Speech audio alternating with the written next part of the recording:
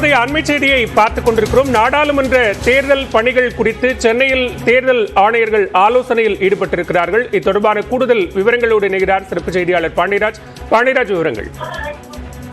பலவில் சென்னை தலைமைச் செயலகத்தில் நாடாளுமன்ற தேர்தலுக்கான முன்னேற்பாடுகள் தொடர்பாக இந்திய தேர்தல் ஆணையத்தினுடைய துணை தேர்தல் ஆணையர் அஜய் பது தலைமையில் தற்பொழுது ஆலோசனை கூட்டமானது நடைபெற்று வருகிறது.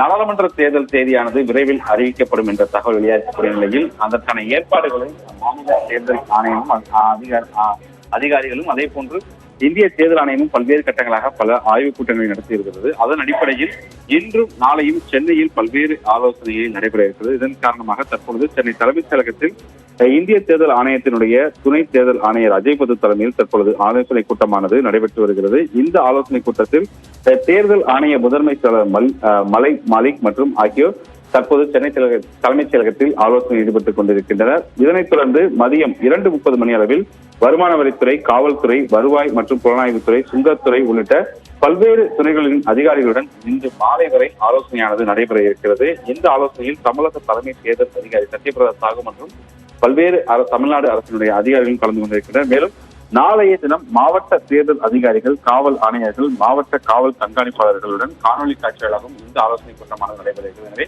இன்றும் நாளையும் நாடாளுமன்ற தேர்தல் முன்னேற்பாடுகள் தொடர்பாக இந்திய தேர்தல் ஆணையத்தினுடைய துணை ஆணையர் தலைமையில் சென்னையில் ஆலோசனை கூட்டமானது நடைபெற்று வருகிறது. நன்றி பாண்டியராஜ், விரிவான விவரங்களுக்கு.